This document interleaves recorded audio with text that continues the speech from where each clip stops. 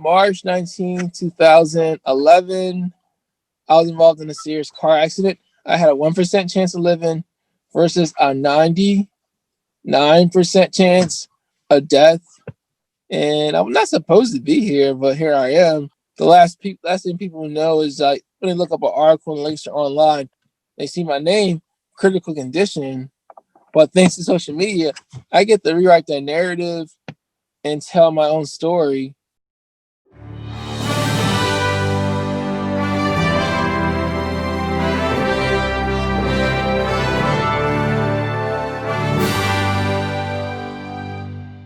You're listening to Tornado Talks, featuring interviews with McCaskey graduates touching on issues of education, career, and other facets of their lives.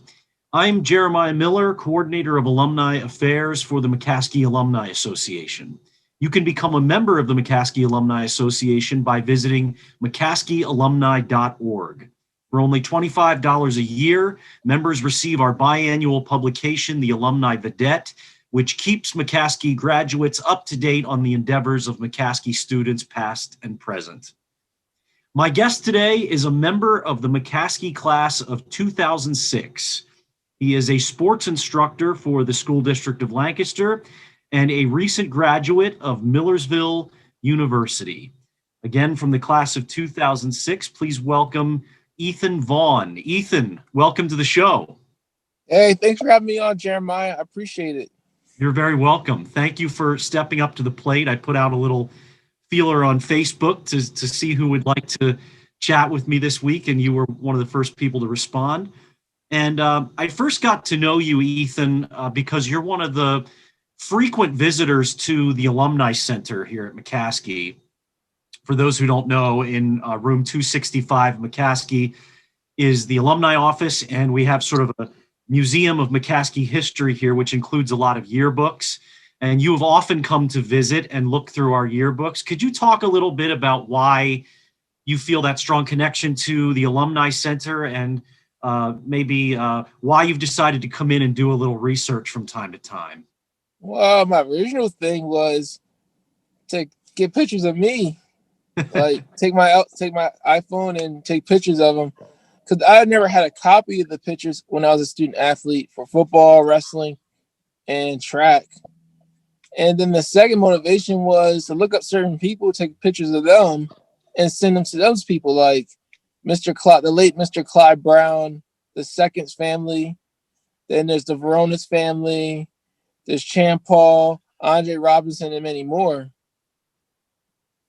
Yeah, and I really appreciate your continued interest in McCaskey history. I would say you're probably one of the most engaged alumni when it comes to that, like coming into the Alumni Center. And obviously that's very generous of you to send photographs to others, so to kind of inspire nostalgia in those people as well. Yeah, I totally agree with you, because, it's a lot of history that I got to learn from, as far as who were the coaches, how the original scoreboard used to look like at the high school for the basketball court and the football field. And I was also able to see that before McCaskey East was built, that used to be a big open space.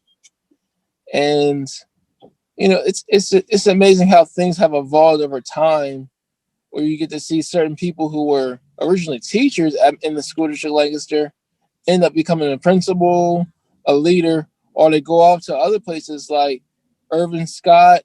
He now works at Harvard University, and his son plays for the Rams. And then there's so many other people in the name. It's a lot of history and a lot of wealth of diversity in the yearbook. But it also shows a shift in terms of like where the demographics became more diverse and less European people in the yearbook.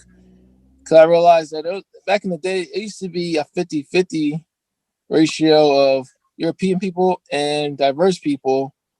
But what happened over time was, once people start getting educated, start making more money, people start leaving the school district, or if they still lived in the school district, they end up sending their kids to private school.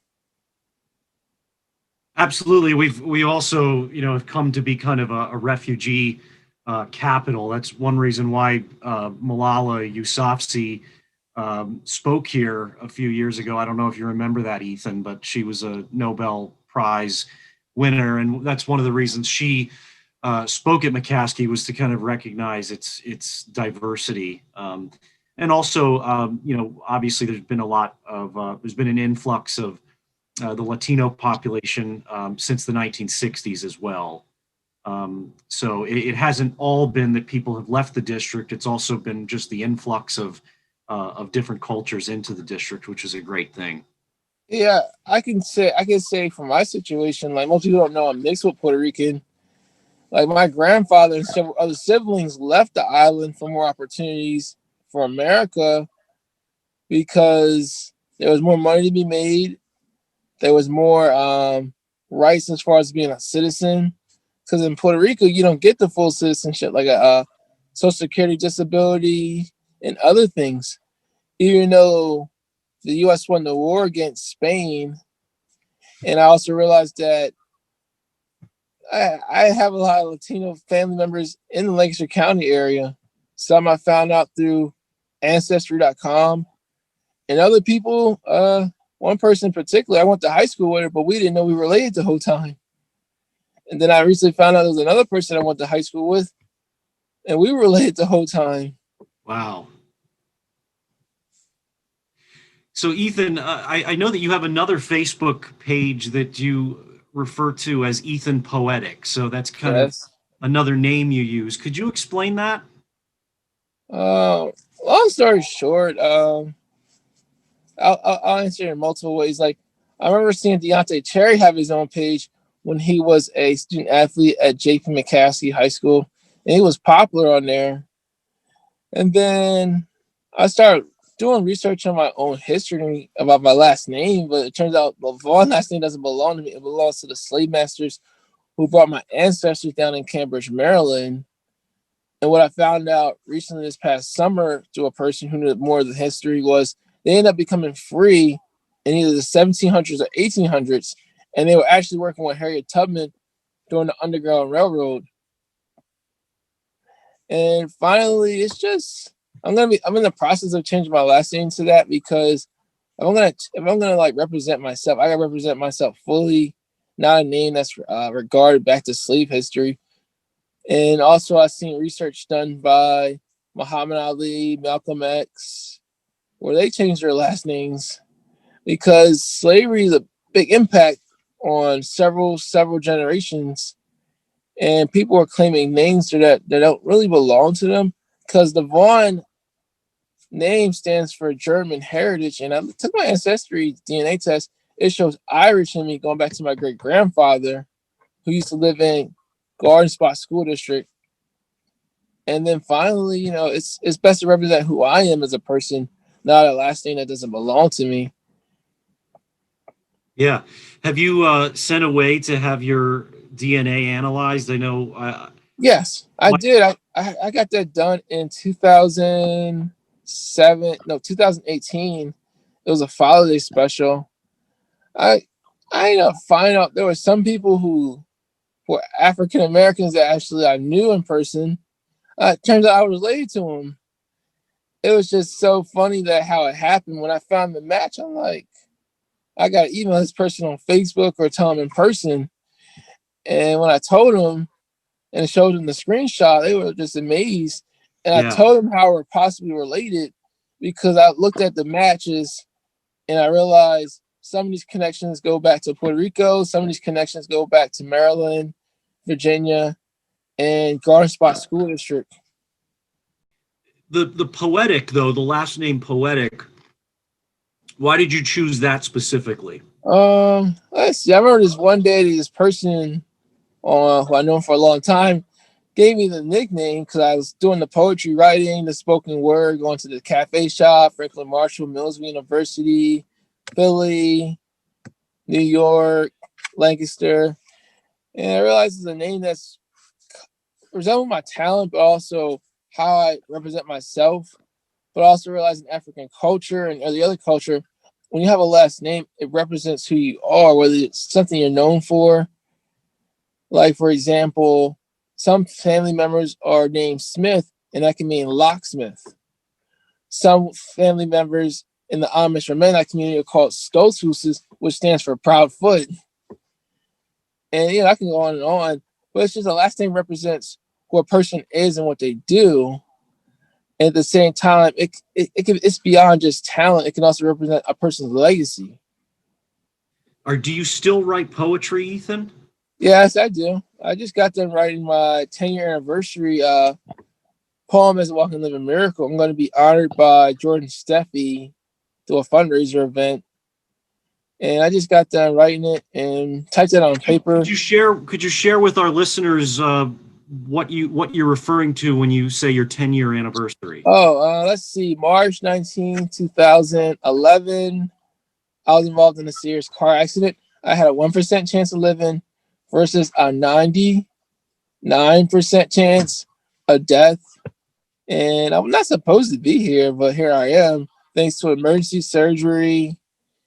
And I just got done talking about this earlier this week with a person, and I explained to him that I exceeded expectations because I wasn't supposed to live. I was supposed to die out on Route 30, and the last thing people know is like when they look up an article and links are online, they see my name, critical condition. But thanks to social media, I get to rewrite that narrative and tell my own story and give people more of the updated version because the Langston newspaper and WGAL are not willing to do a updated interview on me as far as me graduating from college twice, having my driver's license, making an impact in the community, and not being a victim, but transforming into becoming a victor. Because in my situation, I was on a lot of medicines for legal reasons, but as me and the doctor started weaning me off, there was a point in time where I had to face reality and face the music of what actually happened. Because when you're on medicine, it suppresses some type of like inner feelings. It's like you're aware of the situation, but you don't feel. And when I start feeling everything, that's when I had to really get some help for that. And it didn't involve medicine, just more like reality of facing this is what happened and what are you going to do with it moving forward. Is there any way that you would say that your accident had a silver lining? Is there any way that you would say that what you went through has given you some opportunities you might not have had otherwise?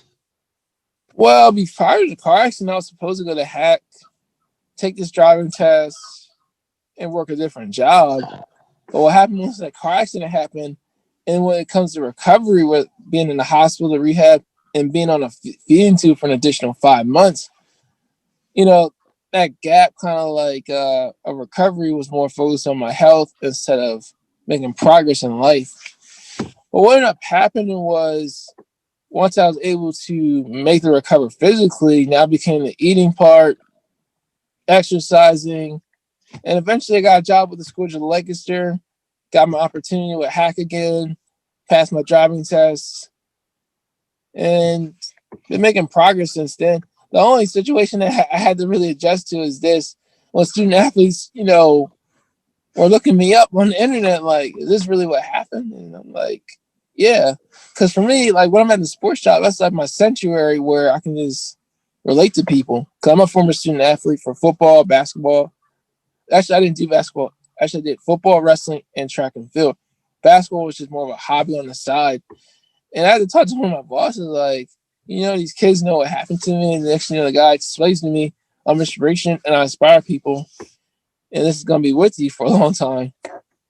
And that's when I realized I had to look at things differently because back in our time in high school, we didn't have access to the internet as much where you can look up for people. But since people got cell phones and internet access, they can look up somebody right then and there and fact check them. And when they fact checked me, they found out the truth.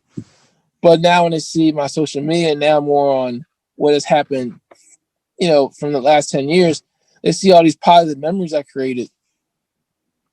Let's go back in time a little bit because obviously you're a McCaskey graduate, but correct me if I'm wrong, but you spent your first years in Coatesville. Is that correct? Yes, yes. I was born in the Brandywine Hospital. I lived in Brandywine Homes. I used to live right next to the high school campus That's how close I was to the Coatesville. Yeah, I went to Callan Elementary. I remember the teachers. There was Miss Ross, Miss Rainier, Mrs. Wilson, Mrs. Davish, Mr. Joe Buck, and many others for middle school, elementary. And what ended up happening was I had a good undefeated football season with Steve Brazel and many other greats. And then I had a pretty good wrestling season. And I was getting ready to do track for middle school. And next year, I'm being told we're moving to Lancaster. And that was a move I didn't like because, hey, everyone I knew on the football team, wrestling team, and the track team, we all grew up together. We all lived in the same boundary lines. And we had this chemistry. Plus, I still have this article from us from the middle school newspaper. Most of us were projected to start varsity our 10th grade year for football. So that's how good we were. And then it came to track. We were going to be the best in districts one and the states. And they ended up doing good. They had CJ Gray, Clarence Smith, Cadozer Jacks. Now, if I would have stayed in Coatesville, we would have won. We would have swept, same thing as I was saying before about McCaskey. We would have won the 4x1, 4x4, and compete in pin relays. But once that move happened, it kind of like became a transformation where I had to adjust to going to Wheatland. I used to walk, when I was in Coatesville, I used to walk 2 blocks to my middle school, up and down the hill. At Wheatland, I had to take a bus. And then everything just changed from there. I still kept in contact with them every now and then, the friends I used to have in Coatesville. I still keep in contact with some of them now. It's just things change. And long story short, one of the guys who I was in football with, he ended up marrying my cousin. And he didn't even know that. I didn't know I was related to that person until I took Ancestry DNA. And then, let's see. Yeah, Wheatland was a good experience. I ended up making new friends. I didn't get signed up in time to do the track and field season, so I missed out on that my 8th grade year. And it was a big adjustment going from Coatesville, which is known for steel mill, pride themselves in sports. Everybody knew each other, or you lived in the city or outside the city. And then in Lancaster, it's more competitiveness with the school district lines. Because if you live on one side of town, like where North Liberty Street is, like one side's considered Manhattan Township, and the other side's considered School District Lancaster. And then there's some people out here who use different addresses to go to different school districts for different reasons. But overall, the adjustment, kind of paid off because I did meet some extraordinary coaches who I still keep in contact today. Matt Ortega, George Savinsky, Dr. Todd Mealy, and many others. Now, at Wheatland, you said you kind of got there too late to sign up for track and field. What were your extracurricular activities? Did you get involved in anything at Wheatland? No, nope. I Well, wasn't able you were to. only there for a year, I guess, so there wasn't much No, time. no, I was there for less than a year Okay. because we were originally supposed to move up to Lancaster in February, but things didn't work out.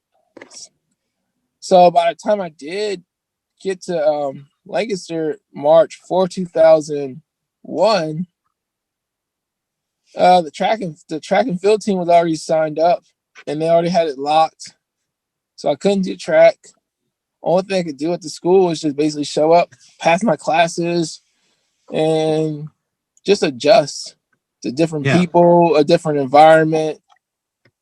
And the first time I was on the McCaskey campus was when they usually have the incoming ninth graders who are now 8th graders get a tour of the campus. That's the first time I ever been on McCaskey campus.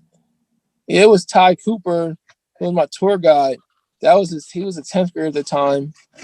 And he was just giving a tour of the McCaskey campus as far as east, west, the football field, the track field, baseball.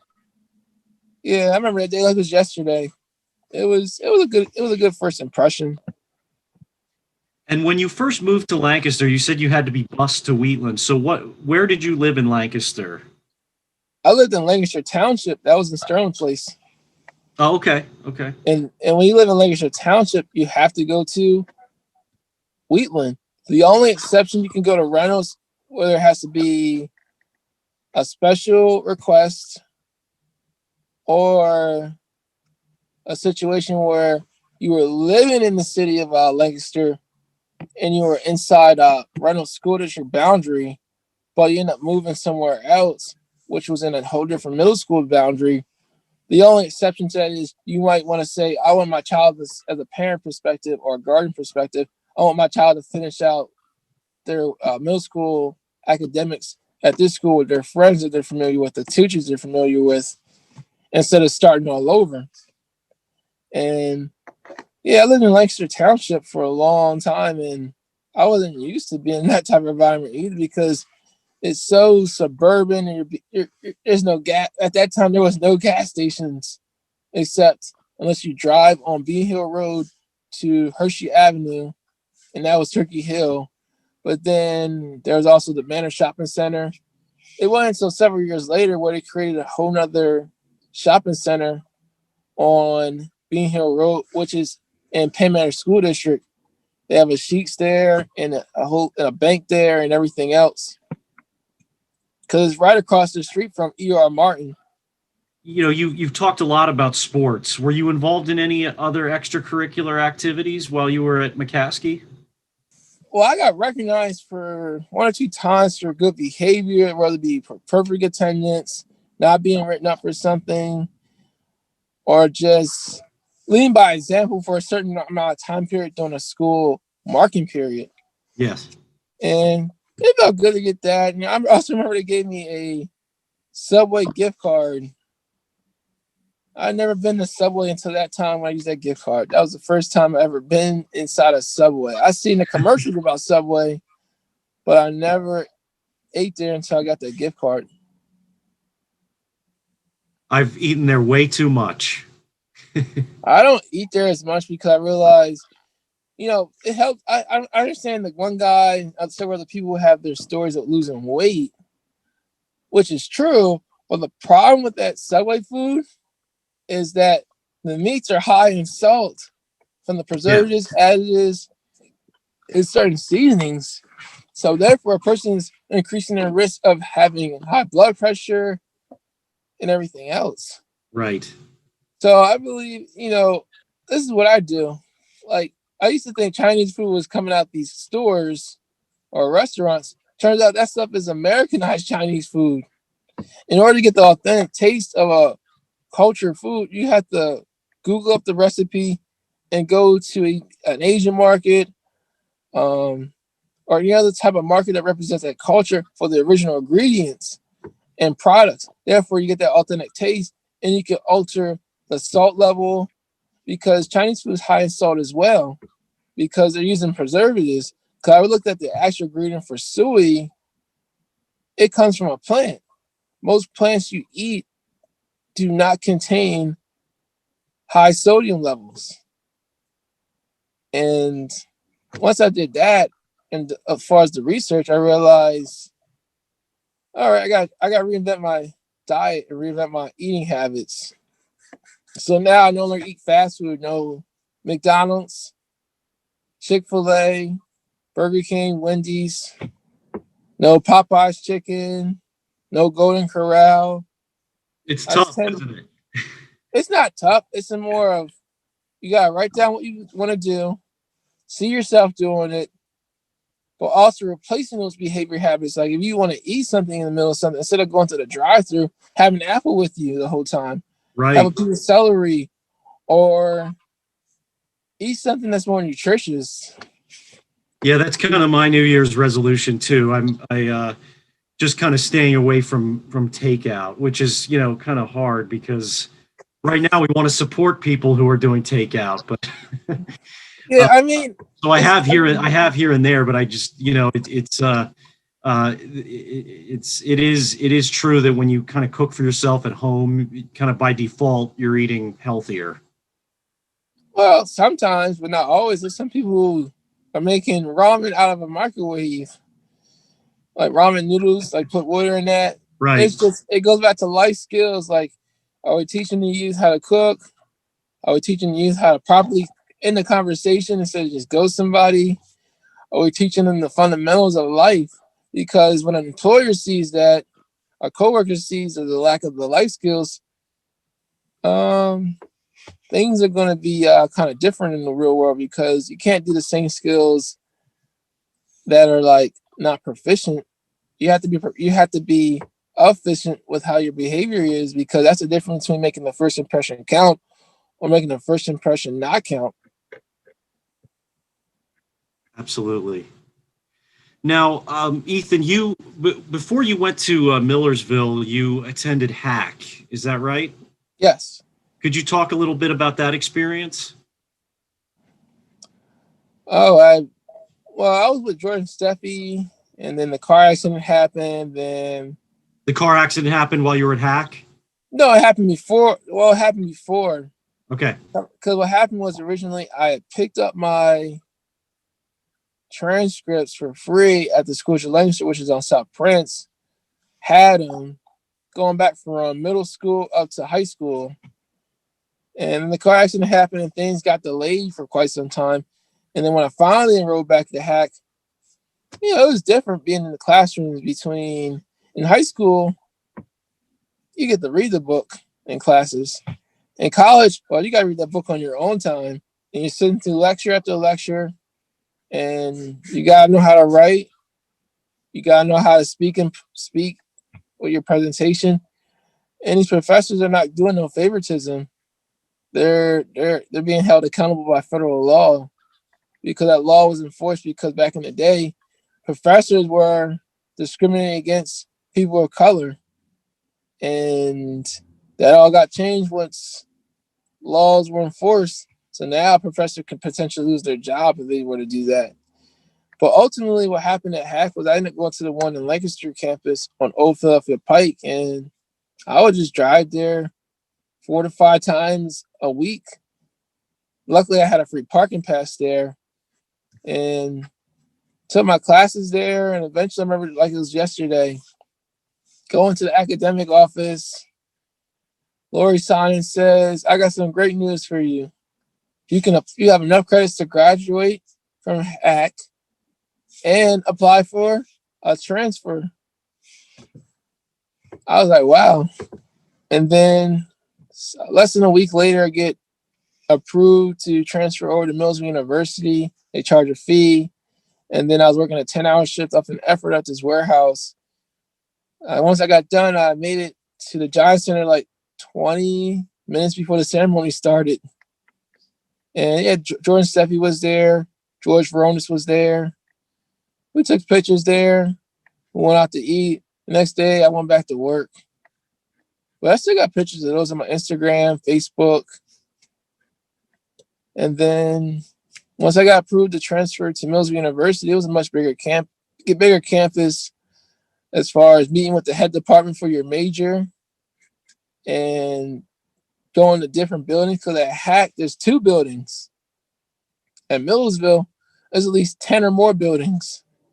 And that doesn't even include academics. Some are about financial, some are about disability, some are about eco-friendly, and the other buildings are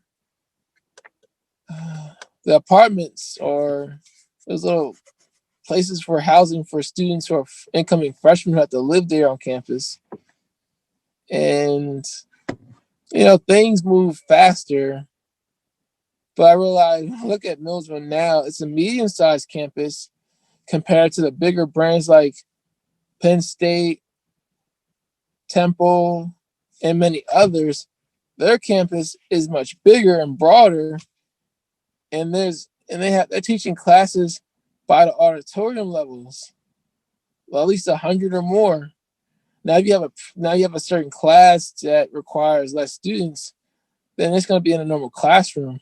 But when you're in an auditorium with hundreds of other students, it's hard to build a relationship with somebody. But in a classroom setting, it's more of a possibility of it as long as there's an icebreaker involved. But Millsville University, my first semester, it was pretty good. I was doing that plus work. And then there was a time period where I was taking internship classes and work at the same time. So time was really tight.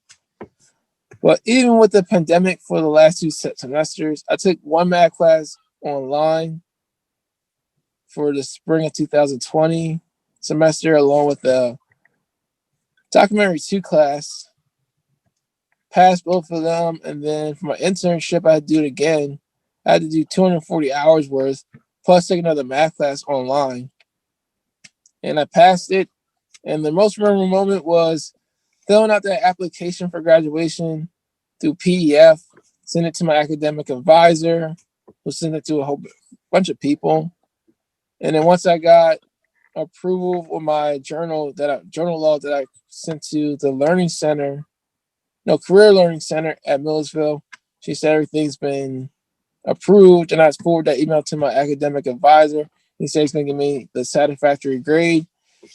And then from there, I decided since Millersville University is not going to have a commencement ceremony, I'm going to have my own celebration. And that's what I did last month. And it was a good amount of people who showed up, but we did follow safety protocols. I did give a good speech, and it's on my YouTube channel. You chose, I believe, communications to be your major. Yes. Could you talk a little bit about why you chose that, and talk a little bit about your internship related to your Millersville studies? Well, I originally wanted to do communications because I can communicate effectively with people. I can listen effectively. And it just seemed interesting that it just matched who I am, my purpose for my life. And I continued that major once I got to Millersville University and was around a lot of like-minded people. Like everyone had their strengths. Some people were better at the videography. Some people were better at editing. Some people were better at giving presentations. But yeah, Millersville had to allow me to get access to the camera equipment, software for my projects that were due. And it was just a wonderful experience to not only live the dream of doing my major, but didn't have to switch it at Millersville because the classes I completed most of the other comm classes at Millersville. The other classes I did at Hack, which saved me a whole lot of money. And how it worked with my internship was basically contact Career Learning Center, tell them this is where I want to do my internship at. And when I was working with Frank Oliver, I was working with him hands on. But when I did the interviews with different people, I was more independent, setting up the camera equipment, doing the sound check, going over a pre-talk with the person before the interview starts, and make sure they're comfortable with this, and ask them, is there anything you want to add or take out before we do this recording? And once that got started, the interview process had a beginning, a middle, and end. I signed off, and I interviewed a lot of people, such as Kenny Myers, CEO of Kegels Produce, Dr. Todd Mealy, who is a adjunct professor at Dickinson College, history teacher at Penn Manor School District, former football coach at McCaskey, Penn Manor, Lancaster Catholic, and he's enjoying his wonderful life as a loving husband and a proud father. I also interviewed the Ortega family from my former football coach, Matt Ortega, his wife Corey, and their children. One's an adult. His name is Ricky Ortega, future quarterback at Villanova University. There's also Jordan Steffi. There's Sarah Bermudez, who goes to New McGrady High School, who's a Clarion University commit, full scholarship. There's Alyssa Stryver. She's a former 3 or 4 sports star at Penn Manor High School, who ended up earning a Millennial Scholarship at Penn State University. That's the same university her mom, Carol, graduated from as well. And then I also one day I interviewed a whole bunch of Jason McCaskey student athletes. There's a Laura Bunny Blake. She now goes to Millsby University. Malia Taylor, Nevaeh Costa, who's on a academic scholarship at Penn State. Then there's Nicte Machado Aku. She goes to some college in Pennsylvania. She's actually the first and only girl in Jimmy McCaskey history not only make the varsity football team, but also score a point through a field goal ever. Yeah, I have a picture of her. Then there's other student athletes that I also interviewed. Most of them are in college. One's still in yeah, I think one's still at the high school right now. You talked a little bit about effective interviewing, having a beginning, middle, and end. I too am a communications major, but you're one of the first guests to be on Tornado Talks. We've only done about 9 or 10 of these. So, do you have any advice for how to conduct an effective interview? Any additional advice that you might have? Well, make sure somebody is willing to meet with you in person or do a Zoom, and make sure they're committed and make sure they are comfortable. And when I mean committed, as in you set a date, a time, a location, or time for Zoom, and they're going to clear up their schedule for that. Give them at least 2 weeks to a month's notice, and from there it's a matter of just researching them and allow them to tell their own story where they can control the narrative. And then when you do the interview, make sure you have your questions written up ahead of time on a cue card or write them down as talk points. And do sound check the lighting with your camera, make sure the room's well lit. Or if you're doing outside, make sure there's the least amount of noise as possible. And make sure this person's comfortable to where they're going to open up effectively. And of course, give them a thank you card for their time. That way, you showed that you cared about them, but also showed that you put thought into this situation. That's great, Ethan. I definitely will be taking notes from everything you said because those are all really, really important points to make. Um, So we always end this show with a quick questionnaire, some questions that are a little less in depth and more just sort of quick answer questions that maybe gives us a little more insight into your personality. I took a lot of these questions from a show that used to be on TV called Inside the Actors Studio. They would interview all kinds of people, mostly actors, but sometimes musicians. I remember Billy Joel was on once. So most of these questions are taken from that. Some of them are I've thrown in myself. But the first one is, what is your current favorite hobby? Mm. Listening to music and, well, since people gave me some graduation gifts, eat out. And I'll cut down to a related question that usually comes toward the end. Since you mentioned music, what is your favorite song? I don't have a favorite song. I like several songs, from the Jackson 5 to James Brown to Alicia Keys and many others. I have most of my I have most of my songs on my YouTube channel listed as favorite and liked.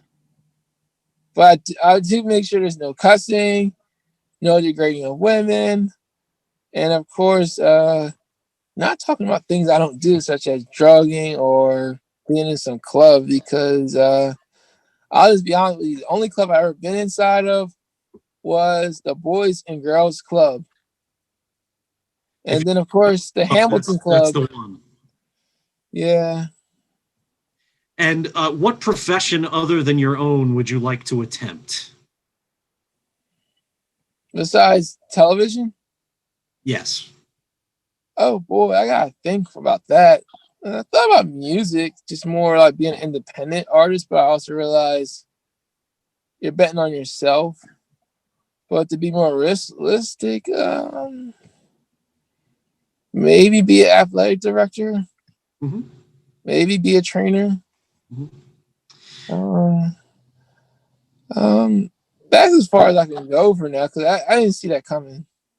Other than family homes, what is your favorite spot to spend time in Lancaster? You've already mentioned the Boys and Girls Club, so maybe that's it. I would say at a Talo, where Jordan Steffi has his office in downtown Lancaster. Uh-huh. Like during when I was going to college and focus on work and college and everything, when I go there, I felt like I actually have a social life. And about being the support of having normal conversations, having some laughs, having something to eat together. Because when I was at Millsville University and Hack, the only time I got personal with people at Hack was during maybe a group project. But other than that, everyone has their own lives to live. At Millsville, I didn't really get involved with the television club or radio club because I had to work during those hours. When I was able to stop in at a Talo, hey, I was to talk to people I knew, whether it be the teenagers or the staff or Jordan himself. And it just felt like I had some normalcy to my life. What can always be found in your refrigerator? What's your favorite snack? What's your maybe it's not a snack, but what can always be found in your refrigerator? Uh, Maybe some 99% lean ground turkey. And what do you do with that? Make a turkey. Uh, well, there's your turkey burger. I can add it to a stir fry. I can add it to spaghetti. There's many things a person can do with ground turkey. It's just I like the 99% lean. That way Yeah, I know it's the least amount of fat and mostly lean. right. Excellent. Um, what is your favorite movie? I don't have a favorite movie. I like several movies. There's The Matrix. There's the Fast and the Furious series. There's a movie called Ray. Other movies. There's the Home Alone series. I'll stop right there before I Good. go on a rant. It's a good selection. And finally, if heaven exists, what would you like to hear God say when you arrive at the pearly gates? I never thought about that. What he would say. I mean, um, maybe he can say, "I'm welcome in." Maybe he can say, "Let's make a toast to sparkling apple cider." I actually don't know what he would say. It's just that's something of a higher calling. I just know that everyone has their time, and they're going to be either inside the gates or outside the gates. But eventually, that time will come for people. Well, Ethan, thank you so very much for this excellent conversation. We got so much, we heard so much from you today on so many different subjects. And I just really thank you for your generosity and your time today. You make us very McCaskey proud. I thank you for inviting me and also putting that on Facebook. I contacted you immediately, and you said yes, and here we are. Thank you so much, Ethan. You've just been a great guest, and I look forward to seeing you more in the Alumni Center here at McCaskey.